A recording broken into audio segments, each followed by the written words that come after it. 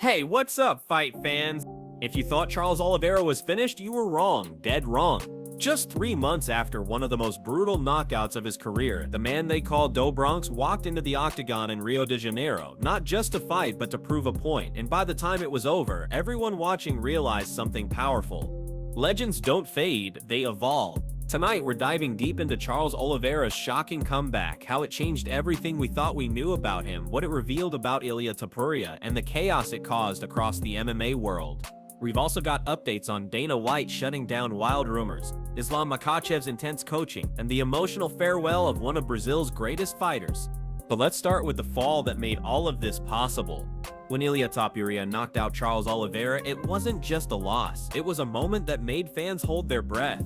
The strike landed clean, brutal, final, Oliveira dropped, and the MMA world went silent. For the first time in years, people weren't asking what's next for Charles, they were asking, is he done? The critics came pouring in. They said he was too old, too worn down. Too many wars, too many weight cuts, too much pressure. Some called him a tired lion, others said he should retire before something worse happened. And honestly, they had reason to worry. Science backs it up. Most fighters never recover from knockouts like that. The reflex is dull, the confidence fades. That little half second of hesitation becomes deadly. And when a knockout like Topuria's happens, it changes you physically and mentally. But Charles Oliveira is built different. He didn't crawl away from that loss, he studied it, he embraced it, and he turned it into fuel. So when his name appeared again on the fight card against a dangerous younger contender in Makhachev, the MMA world raised its eyebrows. Why rush back after such a devastating KO? Simple, because Oliveira wanted to remind everyone who he really is.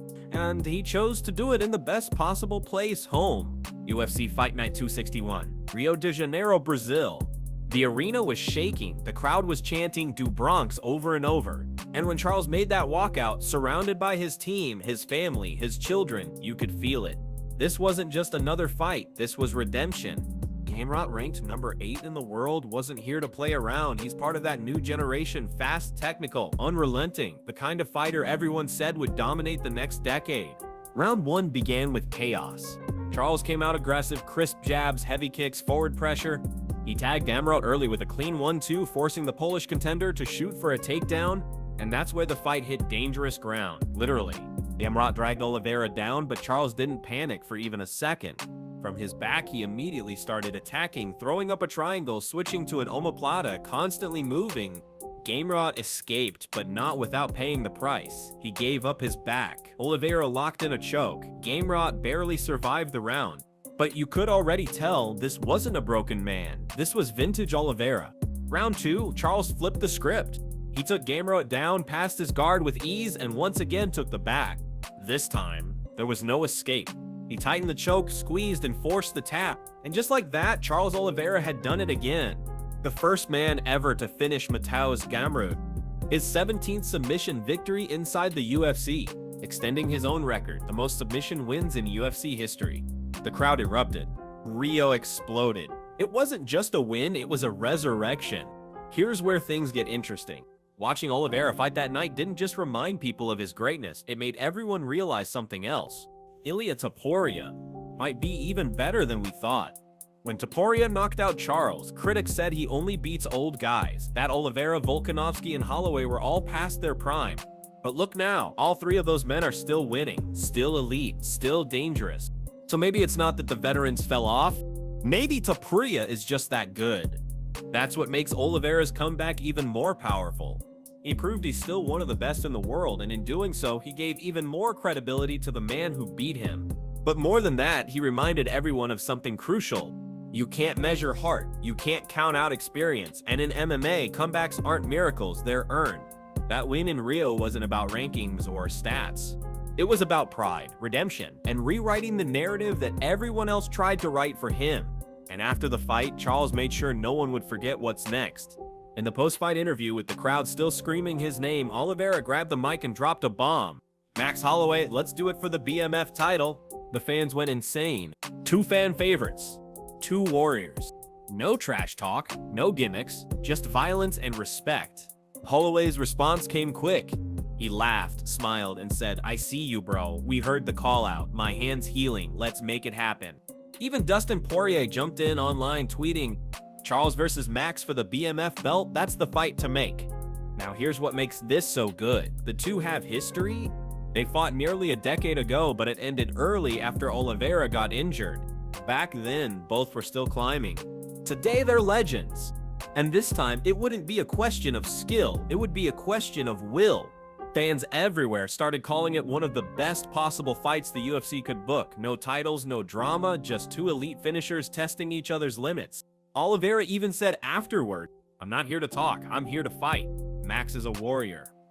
Let's give the fans a show." And honestly, who wouldn't want to see that? Two all-action fighters, both coming off statement performances, fighting for a belt that literally means baddest mother. But before the night could end on pure hype, something emotional happened inside that octagon. As the celebrations cooled down, the spotlight shifted. Because in that same arena, a Brazilian legend, Jose Aldo, officially said goodbye. The crowd rose to their feet, chanting his name one last time. Aldo, the man who once ruled the featherweight division like a king, stood there with tears in his eyes. After nearly 2 decades of dominance, he hung up the gloves. For Brazil, it was more than a retirement. It was the end of an era. Aldo inspired generations from Anderson Silva to Oliveira himself. Without Aldo, there might not even be a Charles Oliveira. And in that moment, it felt like the torch was being passed. From one Brazilian icon to the next. Charles hugged Aldo backstage after the event, thanking him for everything he'd done for the sport. And if you look closely, you could see it in Charles's eyes. This wasn't just a personal win. It was about representing a legacy much bigger than himself. But while Brazil celebrated, rumors were spreading online, rumors that sent MMA Twitter into chaos. Just days before UFC Rio, fans started whispering about something insane. Alex Pereira versus John Jones at the White House. Yeah, you heard that right. Supposedly, there were talks of the two headlining a special UFC event hosted by the president next June. The rumor went viral overnight. Memes, posters, fake press leaks, the whole thing blew up. And then Dana White stepped in. He didn't just deny it, he slammed it. He posted, "We haven't discussed a single fight for that event. Everything you're hearing before February is total nonsense. Rumor destroyed." But here's the twist, Pereira himself added fuel to the fire. After reclaiming his light heavyweight title and breaking his foot during the fight, he said he'd be ready to return around June. So even though Dana tried to shut it down, fans couldn't help but think, maybe there's some truth buried in there. And in classic Pereira fashion, his reaction to his last fight was pure savagery. "I wish it went a little longer," he said. "I didn't even get to slap him in the face." That's vintage Pereira, calm, deadly, and absolutely terrifying.